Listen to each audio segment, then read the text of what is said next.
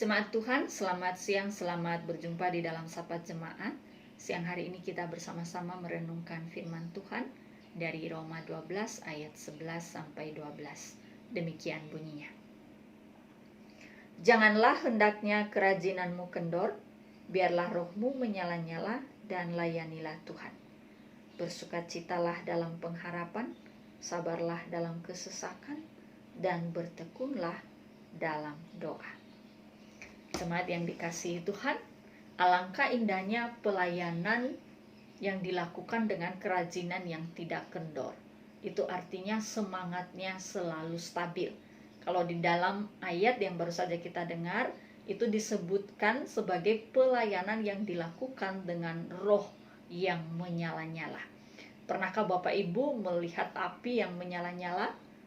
Saya sering menyaksikannya waktu kecil oleh karena kami pada waktu itu, keluarga kami tepatnya, masih memasak menggunakan kayu bakar. Betapa gembiranya ketika kayu itu menghasilkan api yang menyala-nyala. Itu artinya bahwa masakan akan cepat matang. Nah, kembali ke soal roh yang menyala-nyala. Kalau diibaratkan dengan nyala api itu artinya bahwa pelayanan itu dilakukan dengan sepenuh hati. Apapun yang terjadi di dalamnya, karena sepenuh hati, maka tentu saja bersedia untuk diatasi. Kita mau berlelah-lelah, kita mau bersusah-susah, walaupun terkadang hal itu tidak selalu menyenangkan untuk kita. Nah, tetapi persoalannya memiliki semangat yang tidak kendor itu tidaklah semudah ketika kita mengucapkannya.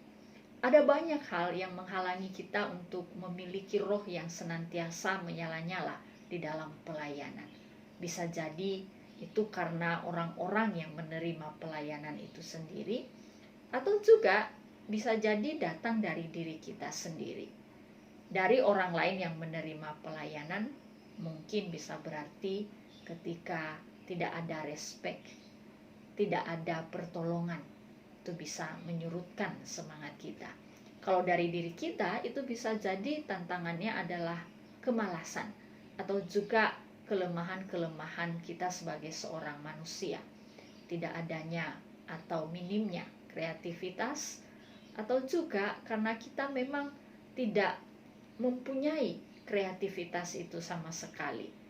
Di dalam banyak hal, kita harus mengakui bahwa kita terhambat akan kemampuan kita sebagai seorang manusia.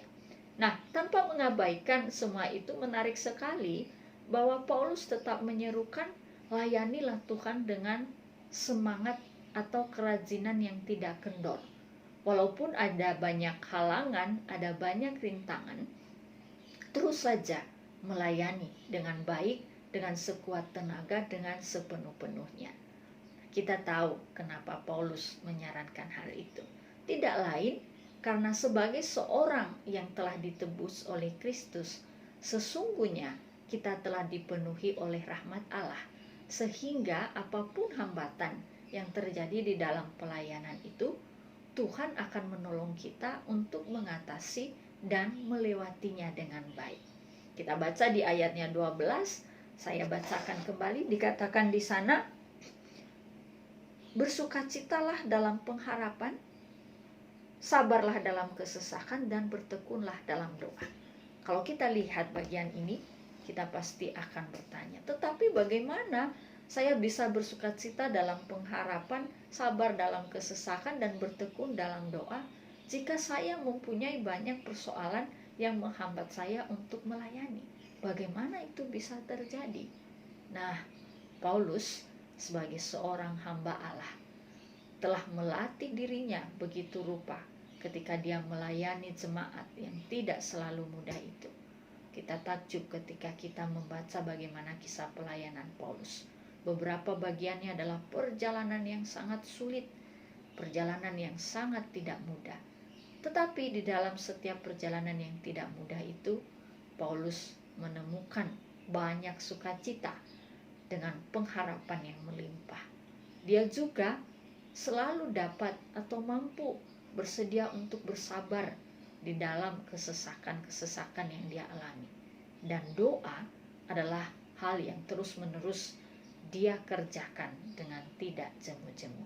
Dari mana kekuatan seorang Paulus? Kita tahu, tentu saja jawabannya berasal dari Allah sendiri. Paulus memang seolah-olah mendorong kita untuk menciptakan itu sendirian, tetapi sesungguhnya tidaklah demikian. Seluruh tulisan-tulisan Paulus berbicara tentang hidup di dalam anugerah Allah. Dan jika dia berkata bahwa kita mempunyai sukacita, kita mempunyai kesabaran dalam kesesakan, kita mempunyai doa yang bertekun, itu semua karena Allah menyediakannya di dalam diri kita, kehidupan kita, raga yang telah Dia ciptakan ini. Tinggal sekarang, apakah kita mempunyai iman dan meyakini bahwa kita memang memiliki hal itu? Jika saya sungguh mempunyai iman bahwa Tuhan melimpahi saya dengan hal-hal yang baik itu, maka tentu saja itu akan muncul, akan timbul di dalam kehidupan saya. Saya merasakan kekuatannya dan saya bisa terus melayani Tuhan dengan baik. Mari bersama-sama kita berdoa, kita pejamkan mata kita. Allah Bapa yang mengasihi kehidupanku, tolonglah aku supaya aku senantiasa melayani Engkau dengan kerajinan yang tidak kendor. Aku sangat lemah, tetapi aku percaya oleh karena Engkau telah menebusku, Engkau mengalirkan begitu banyak hal-hal yang baik, kekuatan yang berasal dari Engkau di dalam kehidupanku. Buatlah aku beriman senantiasa kepadamu ya Tuhan, mempercayai bahwa aku mampu bersukacita dengan pengharapan yang melimpah. Aku mampu sabar di dalam kesesakanku, dan aku juga dapat berdoa dengan tekun setiap hari. Serahkan hidupku yang lemah di dalam tangan-Mu, di dalam pertolongan-Mu. Berkaryalah bagiku ya Tuhan, tuntunlah pikiranku, sehingga seluruh karyaku memuliakan Engkau. Di dalam nama-Mu yang kudus, aku telah berdoa. Amin.